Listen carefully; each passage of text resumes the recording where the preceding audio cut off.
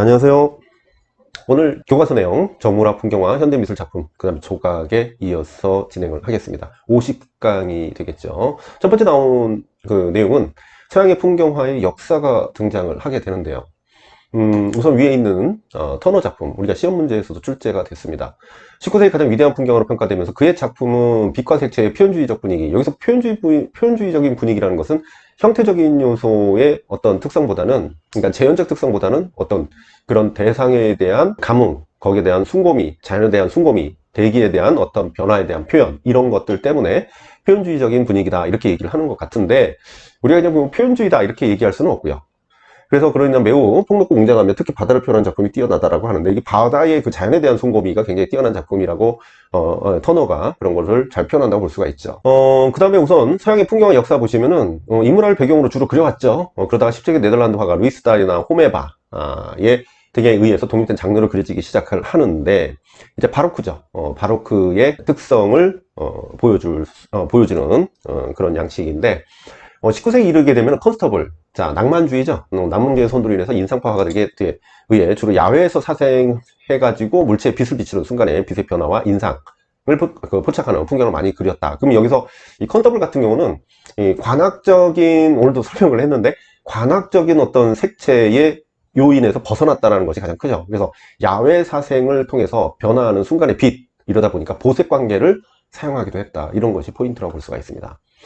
우선 동양화 풍경의 역사는, 동양에서는 예로부터 사상이나 감정을 자연에 운용하거나 상징으로 표현하기를 좋아했는데, 자연합일 사상으로 인해 일찍부터 산수가 발달합니다. 그래서 동양 산수 표현은 중국의 남북조 시대부터, 언제? 남북조 시대부터 독립적 주제로 그려지기 시작을 했다. 그래서 당대에 와서는 표현 방법이 더 다양해졌는데, 우리나라에서는 삼국시대의 동물화나 인물화 배경으로 그려지기 시작했고, 고려시대 순수 산수가 크게 성장하는데, 우리가 고려시대부터 중국의 영향을 받아온 거죠. 그러니까 회화적인 그런 어떤 산수화적인 요소가 이때 들어오게 됩니다. 그래서 구도나 사물의 묘사법 등에서 중국의 화풍을 섭렵하고, 이를 토대로 해서 한국의 특유의 독자적인 화풍을 이룩하는데, 고려시대에 들어온 것이 이각 화풍이 들어오게 되죠. 그래서 이각 화풍. 그래서 조선 초기와 그 다음에 조선 중기까지, 그 다음에 후기부터는 남성화적 요소가 강하지만은 조선 초기와 중기, 그래서 고려시대부터 이각 화풍과 그다음 절파 화풍이 주를 이룬다, 이렇게 볼 수가 있습니다. 자, 그러면서 인공미를 가하지 않고 자연과 조화를 추구하는 자연의 산수화이고, 그다음에 현실적인 삶의 감성과 정서를 담긴 직경산수화를 주를 이룬다. 자, 그러면서 바니타스의 정문화가 나오죠. 오늘 했는데 이게 또 나오네. 17세기 초에 네덜란드죠. 네덜란드가 종교개혁으로 인해서 신교주의니까 종교화를 그릴 수가 없게 된 거죠. 그래서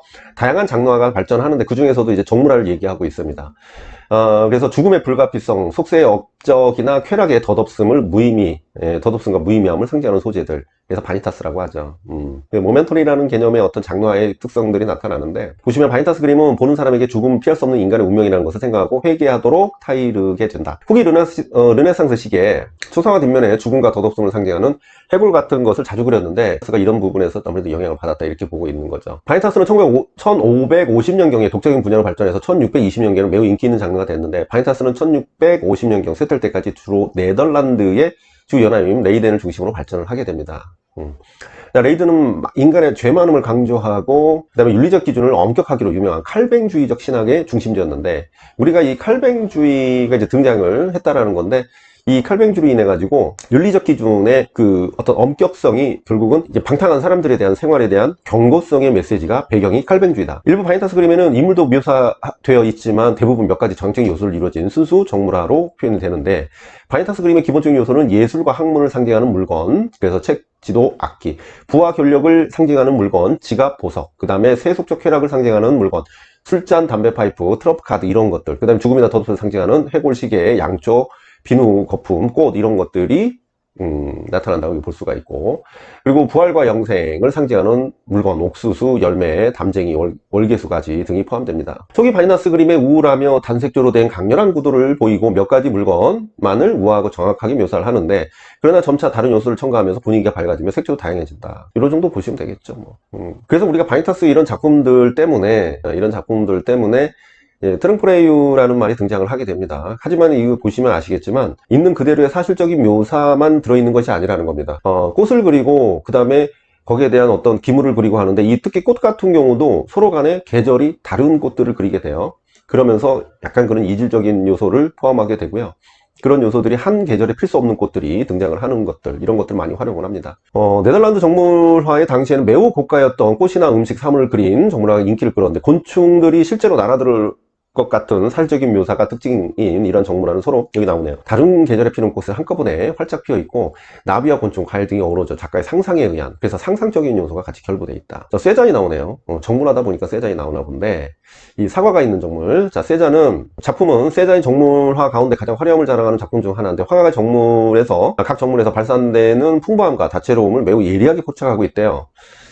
그 결과 전통적인 수직 수평의 구성이 보여주던 안정감의 느낌을 벗어나 마치 정물의 화면의 중심으로 쏠리는 듯한 역동적인 구성을 보여주는데, 이런 게 왜 그럴까 보면, 그러나 이런 불안정 감각에 불구하고 각각의 과일들과 배치는 매우 단순하고 단단하고 견고해 보인다. 그래서 상대적 운동감과 견고한 체계, 이를 모두 추구했기 때문에 그 세잔의 회화에서 감각이 이 정물화에 반영되었음을 볼 수가 있다. 이 사람은 그냥 이것만 생각을 하면 돼요. 우선 이 세잔의 어떤 특성들은 결국 후기인상주에서 세잔의 이 특성들도 했는데, 이 세잔은 결국은 어디로 갑니까? 입체파에 영향을 주게 되죠. 그래서 대상을 어떻게 다시점으로 확인을 하고, 다시점으로 구분한 것을 가지고 어떻게 단순화시키고, 그 대상을 어떻게 합니까? 분해해서 뇌로 재구성합니다. 그 재구성해서 그걸 표현하는 것이죠. 자, 그림에는 무언가 대상을 빼곡히 들어차 있어 풍부한 정물의 모양과 색의 화음을 이루는데, 마치 숲과 바위를 빼곡히 채워진 그의 풍경화처럼 느끼게 된다. 그래서 이 마지막 보시면, 정물화의 각각 고유한 색채는 작은 색면들로 이루어져 있는데, 이런 색면들이 겹쳐지면서 대상은 입체감을 갖게 된다는 거죠. 그래서 세잔이 사실적 묘사에 치중하기보다는 모자이크 조각 같은 작은 색면으로 칠하는 기법을 택하고 있는 이유는 대상의 근본 구조를 파악하기보다, 대상의 근본 구조, 중요한 말이죠. 자, 그 다음에 어떤 작품이 나왔나? 솔루잇이 있죠. 요거 시험문제 나왔었던 겁니다. 그래서 이 작품이 아니라 하여튼 솔루잇이 나왔는데,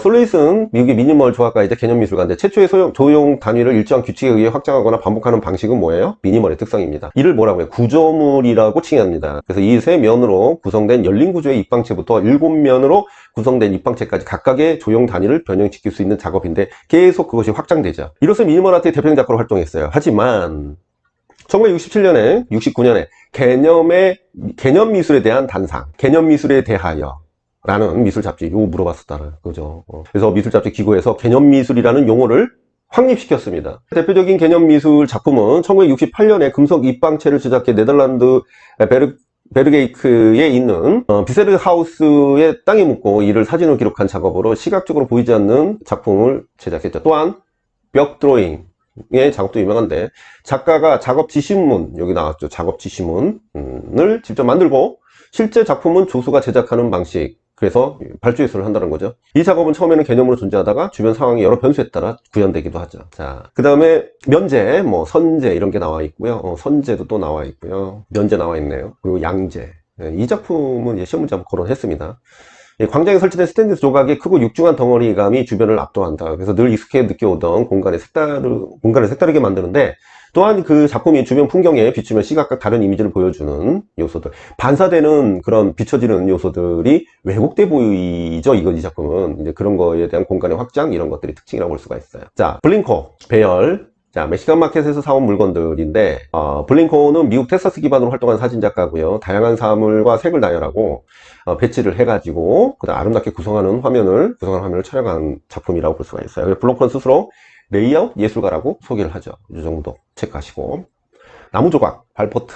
여기 보시면 진짜 섬세하네요. 브루노 발포트는 1995년생 이탈리아 아티스트로 나무 조각의 대가입니다. 대가답네요. 대부분 목각 작품들은 나무 특성을 이용해서 누구나 쉽게 나무 조각이라는 것을 알 수 있게끔 질감을 살리는 반면, 그러니까 보시다시피 이게 나무 같지는 않아 보여요. 이게 특징인 것 같아요. 이 작가는 전혀 도구나 재료의 성질, 자국을 남기지 않아 형태만을 강조를 합니다. 조각의 모델은 그의 가족들이라고 하며, 작품은 흡사 영혼이 살아있는 듯한 정적인 분위기의 작품이라고 볼 수가 있어요. 이 화려한 색보다 창백한 색을 사용하고 동작이 거의 없는 자세의 인물상이 대부분인데, 평범한 목조각의 세계를 보여준다. 그래서 어떤 목조각의 특징 중에 하나가 재료의 재질감을 잘 살린 것이 특징인데, 이런 작품들은 오히려 그런 것을 남기지 않고서의 어떤 모델의 어떤 특성들만 남기기 때문에 그 자체에 집중할 수 있는 특징이 있겠죠. 자, 그러면서 오피가 있네요. 오피도 중요하죠. 자, 줄리안 오피, 1960년대 이후에 가장 대중적인 작가이자 동시대를 대표하는 가장 탁월한 작가 가운데 한 사람이다. 아무래도 그렇죠. 그래서 간결하고 매력적인 인물, 되게 간결해요, 작품이. 인물들의 이미지를 다룬 그의 작품은 전시나 아트페어뿐만 아니라 잡지, 인터넷 많이 대중적으로 알려져 있습니다. 가장 많이 알려진 것은 픽토그램을 연상시키는 둥근 머리와 그 다음에 뚜렷하고 단순한 선으로 이루어진 전신상. 이게 뭐 보면 딱 픽토그램 같아요. 그만큼 단순화됐다는 거죠. 작가 자신의 주변의 인물을 클로즈업 해가지고 묘사한 반신상을 이룬 이미지들이다. 그래서 그의 독특한 스타일은 작가의 일상에서 우러난 친밀감과 섬세한 색채들에 의한 형성되어 있으며 모든 이들을 쉽게 몰입할 수 있는 미적 감성을 창출해냈다. 이게 왜 가능할까요? 이게 단순화된 작품인데 이게 모든 이가 공감을 할 수 있는, 우리가 수업 때도 얘기했지만 OP 작품의 가장 큰 특징 중에 하나가 뭐냐면 일상을 표현했다라는 겁니다. 그러니까 단순한 일상이 아니라 미디어화되고 있는 일상을 표현하고 있는, 미디어화되어 있는 일상은 갈수록 대상이 단순화되는 현상을 보이고 있거든요. 그런 것을 반영을 한 것이라고 볼 수가 있어요. 그래서 이 픽토그램의 같은 방식의 요소들이 우리 일상에 굉장히 보여지고 있죠. 그래서 계속 보시면 작가의 주변 인물들 개별성과 보편성을 하는 오피자적인 시스템 안에서 무한히 증식과 변주를 일으키는 기호에 가까운 스타일을 통해 새롭게 거듭나는데, 우리가 알고 있는 주변 사람들은 개성이 뚜렷하죠. 사람이 같을 수는 없는 거야. 근데 이 사람들의 그 소재를 가지고서 무한히 증식과 변주를 일으키는 기호에 가까운 스타일, 그러니까 단순화됐다는 뜻이고 그것이 복제 가능하다는 뜻이죠. 오피는 회화와 조각, 원본과의 복제, 미술과 디자인, 상품과 예술작품의 신미성과 일상성의 서로 대립되는 관념들을 동시에 다루는 매우 드문 작가인 동시에 자신이 직접 제작한 이미지들을 유희나 조각의 형식이 아닌 고유성을 지닌 멀티플 형태로 창조하는 점에서 매우 실험적인 작품이다, 이렇게 보고 있어요. 그의 작품은 종종 프린트나 비닐을 컴퓨터로 재단해서 캔버스에 입히는 방식으로 또 제작하는 작품들, 색채는 엄격하게 선택되고 통제되면서 그 자체만으로도 오피의 고유한 특성을 드러내는데, 사실은 그런 색채조차도 우리가 일상에서 보여지는 색채라고 볼 수가 있어요. 알고 보면 우리 일상에 그렇게 많은 색이 존재하지 않아요. 그래서 사람들에 대한 어떤 시각적인 요인을 고려했기 때문에 선택적 색들이 존재하죠. 그의 작품은 얼굴과 몸의 신체적 특징과 같은 대상의 정체성이 최소한으로 남아 있을 때까지 생략하고 단순화하는 작업은 과정의 결과입니다. 그러니까 이 사람 작품 대부분 단순화됐다는 건데, 조각이나 동영상을 이용한 설치 작업들은 특히 이러한 일상에서 동적 이미지들을 보여주는 매체로 많이 활용된다. 그래서 그 이미지들은 캘린더, 포스터, CD 커버, 그 다음에 스크린 세이버, 버스 광고물, 잡지 표지 이런 데 주로 쓰인다는 것이죠. 밑에 보시면 그는 스틸 이미지뿐만 아니라 동영상, 애니메이션, 사운드 등 복합적으로 사용이 되고요. 인터넷이나 공적 공간의 커뮤니케이션 채널을 극대화 또 하고, 그러니까 미디어 방식을 많이 활용을 하네요. 그죠? 플라스틱, 클레이 합성수지 성분으로 상온에서 플라스틱처럼 매끈하게 마무리되고요. 점토와 또 다른 효과가 있어요. 굳은 뒤에는 일반 점토보다 보존성이 좋다. 자, 현대 작품 나왔네요. 마틴, 책 폭포. 자, 알리시아 마틴, 스페인 설치 미술가로서 스페인 마드리드의 까사드 아메리카 건물의 창으로부터 측면에서 수천 권의 책들이 마치 폭포처럼 부출되는 형태를 쌓아 설치를 했대요. 마틴의 거대한 책의 구조물은 지식으로 가득 찬 움직이지 않는 오브제의 생명력을 불어넣게 되는데, 자유분방한 형태로 분출되는 구조물은 단단한 형태의 중심을 유지하면서 느슨한 부분에서는 책의 그 페이지들이 자유롭게 바람에 날리고 있어요. 그러니까 이게 되게 견고하게 만들어졌는데 그 부분에서는 책들이 바람에 휘날리고 있다는 거죠. 그것도 나름. 자, 정크아트. 50년대 유럽과 미국에서 일어난 것으로 현대공업의 사회에서 폐물, 잠동산이, 고철 등의 버려진 재료를 사용해서 만든 미술권을 일으킵니다. 아셈블라주도 거기에 들어가죠. 어셈블리지, 아르망, 그냥 아셈블라주랑 같이 씁니다. 폐품이나 일상용품을 비롯한 여러 물체, 그러니까 이 사람들이 누보레알리즘이죠. 그러니까 누보레알리즘의 특징 자체가, 우리가 얘네들 작가들은 각자 특성이 개성이 강해가지고 뭐라 하나로 얘기하기는 뭐한데, 누보레알리즘에서 추구하는 것이 현실을 반영하고 싶어하는 작가들이죠. 그러니까 현실을 반영하고 긍정으로 보고 있는데 그것을 공업 제품을 활용합니다. 그래서 몇몇 작가들은 이것을 쌓아 올리기 시작하는데 그게 아셈블라주입니다. 이게 여기서부터 등장을 하게 되는 것이죠. 아셈블라주는 프랑스어로 집합, 집적을 의미합니다. 특히 조각 내지 3차원 입체 작품의 형태를 조형하는 미술상의 방법을 말하게 되죠. 이거 여기까지 보고, 요거 보시면 공업 제품의 폐품을 주로 사용하는 것도 정크아트에 속하고요. 스페리, 아르망 등의 작가는 폐품을 소재로 예술화하는 것에서 더 나아가 오히려 잡동사니 폐품이 지닌 표현력을 끌어내려는 예술로도 표현을 하게 됩니다. 요거 시험 문제 나왔죠. 곤살레스 토레스, 사탕 가변 설치. 이 작가 되게 유명해요. 티라바이자 이 사람 되게, 그러니까 이 사람 같은 경우는 자국의 문화에 해당하는 음식을 그 미술관에다가 음식을 제공을 해요. 여기 가면 음식을 먹는 게 관람자의 참여죠. 잘 먹을 수 있는데. 자, 토레스가 설치한 사탕 더미는 만져도 되고 먹어도 되는 작품입니다. 그렇지만 일정한 용량은 유지되는 작품이라고 한다. 그러니까 뭐냐면 관람객이 이렇게 지나가다 이 사탕을 먹어요. 그러면 이거는 점점 줄어들면 작가는 없어진 만큼 그 무게를 채우기 위해서 작품을 채우기 시작을 합니다. 작가의 죽은 연인과 자신의 몸무게를 합친 147kg의 만큼의 사탕 쌓아줘요. 그러니까 자기의 죽은 연인과 자신의 몸무게를 합친 게 147. 제가 여기서 조금만 더 먹으면은 두 사람의 몸무게가 아니라 제 몸무게까지 갈 수 있을 것 같아요. 물론 147까지는 아닌데 제가 이제 100단이거든요. 뭐 자랑도 아니고 뭐도 아닌데 제가 운동 되게 열심히 하고 수업할 때 좀 건강한 모습으로 하려고 운동 무지하게 하는데 살은 왜 찌냐, 뭐 여러 말이 있죠. 그러니까 많이 먹어서 그런 거다. 오래 앉아서, 그러니까 오래 앉아 있기 때문에 운동을 많이 해요. 그런데도 살이 쪄요. 뭐 체질이다, 뭐 누구 말로는 뭐 몰래 뭐 먹는 거 아니냐 이러는데, 예, 그렇죠. 몰래 뭐 먹죠. 그래서 그러죠. 그래서 작품의 제목에 있는 루스는 연인의 이름, 연인의 이름이고, 그러니까 이게 제가 수업 때 이거 들었는데, 예, 이게 연인 자체가 이제 이거 동성애자라고 하죠. 동성애자를 여기서는 그게 나오진 않아요. 작품의 제목에 있는 로스는 연인의 이름이고 이 사탕들은 작가와 그 연인의 몸을 의미해요. 뭐다? 그 연인의 몸을 의미한다. 작가의 의도는 관객들이 자신이 설치한 사탕을 먹으면서 작가와 잃어버린 사랑을 생각하게 하는 것이라고 생각을 하죠. 사탕의 달콤함과 사랑에 가지는 의미를 연결한 것이라고 볼 수가 있고, 작가 자신이 생각하고 있는 주제를 관객이 직접 시각과 함께 맛으로 경험하게 하고 소화작용을 통해 오히려 더 깊이 작품의 일부를 소유할 수 있게 하는 재밌는 요소가 된다. 이런 점에서 이 작품은 관객보다 더 오래 가까이 소통할 수 있는 방법이 되었고, 작가의 생각을 이해하고 그 느낌을 간직하게 된다. 여기 시험 문제 나왔어요. 생각보다 교과서에서 꼭 나오니까 제가 하는 거 다 보셔야 돼요. 그 다음에 슈타이얼 태양공장, 2015년 벤스 비엔날레 독일관에 전시된 자신의 비디오 아트 작품에 그런 태양의 공장이라는 이 제목을 붙였는데, 작품 중심에는 영화와 컴퓨터 게임에서 자주 활용되는 모션 캡처 기술을 사용하고 있다는 거예요. 그러니까 이 모션 캡처를 알고 있어야 돼요. 슈타이어는 원래 비디오 아트 작가인데 이제 모션 캡처 이런 것들을 활용하기 시작하는데, 슈타이어는 모션 캡처 기술을 이용해서 작은 일 하나까지도 모두 기록물로 남기는 현대사회 현상을 종합적으로 운율을 하죠. 자, 뒤에 있는 장면에서는 지금까지 자신을 담당했던 기록물 전달자 역할을 아바타 형태의 이미지들에게 떠넘기게 되는데, 실제로 때로는 정치적 책임이 고도로 발전된 기술에 이전될 수도 있다. 하지만 슈타이어는 그 책임을 미술관 안에, 그것도 유럽 내에 가장 안정적으로 장착된 예술마당인 비엔날레라는 공간 속에서 분명하게 인식하는 방식을 택하게 되죠. 이게 되게 공유되기가 쉽죠. 그러니까 여기다가 이제 표현을 한 거고, 오래전 시들해진 모의 전투 이상의 무언가가 현실에서 벌어질 수 있다는 사실을 그 동영상을 통해서 보여주고 있다라고 볼 수 있어요. 자, 그 다음에 스프링글러, 이글거리는 소. 자, 스프링글러의 작업은 원본 컨텍스트에서 제거된 이미지 간의 형식적인 관계에 중심을 두고 디지털 콜라주라는 매체를 통해서, 요거 이제 디지털 콜라주죠.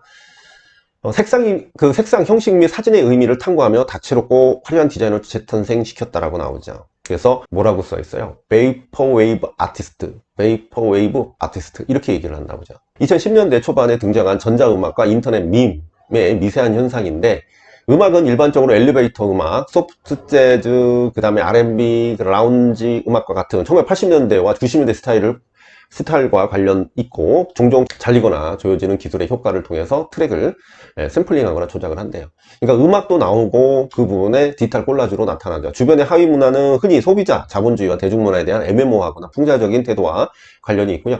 지난 시대에 널리 사용된 대중문화, 그 다음에 기술 및 광고에 대한 향수나 촌실주의가 결합되는 경향을 볼 수 있어요. 전혀 어울리지 않는 대상과 대상의 결합. 또한 초기 인터넷 이미지, 90년대 후반 웹디자인, 그 다음에 글리치 아트, 그 다음에 사이펑크 등의 문화에 영향을 끼쳤고요. 밈은 유전자처럼 개체의 기억에 저장되거나 다른 개체의 기억으로 복제될 수 있는 비유전적 문화 요소 또는 문화의 전달 단위로 영국의 생물학자 도킨스의 이기적 유전자에서 소개된 용어인데, 이 서로 간에 대상과 대상이 서로 영향받는 것이 기본 베이스고, 그것이 문화적인 현상으로 나타난다는 건데, 여기서 보면 문화의 전달에서도 유전자처럼 복제 역할을 하는 중간 매개물이 필요한데, 이 역할을 하는 정보의 단위, 양식, 유형, 요소가 밈으로 우리가 볼 수가 있죠. 그래서 모든 문화의 현상들이 밈의 범위 안에 들어가며 한 사람의 선행 혹은 악행이 모두 여러 명에게 전달되어 영향을 미치는 것도 밈의 한 예이다, 이렇게 나오죠. 굉장히 디테일하게 작품에 대해서 설명을 많이 하고 있는데, 이거는 우리가 알고 있어야 되겠죠.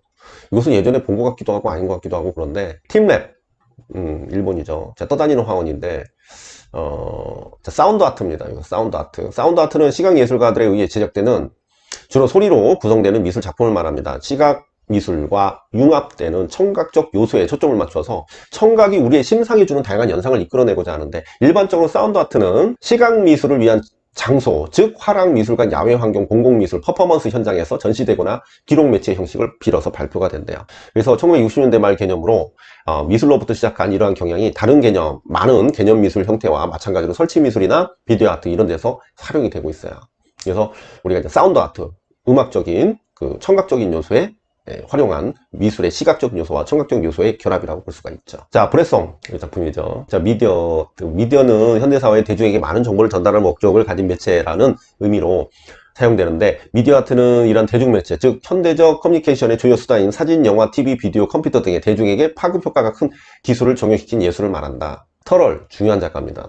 고대 이집트어로 순수한 물이라는 뜻, 그래서 빛서치, 이 작품도 터럴은 이런 어떤 대기 현상에 관련된 작품을 많이 하죠. 지금 몇 분이야? 28분. 여기까지입니다. 아무래도 뭐 학원에서 많이 찍을 것 같아요. 그래서 그 학원 자체 내에 우선 제가 좀 이 연구실을 좀 옮겼고요. 여기서 이제 혼자서 이렇게 영상 찍는 것도 가능한 것 같아요. 그리고 또 뭐랄까 학생들과 상담하기도 좋고, 그래서 만족합니다. 그리고 집에서 이게 수업 준비를 하다 보면 집에 좀 늦게 들어와서 이게 집에서 뭐 찍으면 좋겠지만 못 찍을 경우는 이렇게 학원에 수업 끝나고, 어차피 수요일은 백지 쓰기 때문에 못하는 거는 당연하고, 여기도 11시면 다 불이 꺼지더라고요. 그래서 못할 거고, 토요일 날 수업 끝나고 상담 끝나고 하면은 보통 8시 반 9시니까 그때 이렇게 영상을 좀 찍어서 미리 수업 준비는 이것도 해놓고 해서 영상만 찍어서 편집해서 올리면 좀 가능하지 않을까. 뭐 좀 제가 좀 일찍 끝나거나 그랬을 때는 집에서도 집에서 마이크랑 다 해놨는데 일로 갖고 와야 되나 싶네요. 올해는 굉장히 분위기가 좋습니다. 올해는 되게 열심히 하는 분도 많고 잘하는 분도 많고 좀 간만에 느끼는 그런 분위기예요. 다들 열심히 해주고 해서 정말 좀 되게 마음이 뿌듯하고 좋은데, 이 분위기가 이렇게 열심히 하는 분위기가 쭉 마지막까지 이어가길 기원하면서, 자, 다음 시간에도 교과서 이어서 좋은 내용으로 진행을 하도록 하겠습니다. 그래서 오늘은 여기까지입니다. 감사합니다.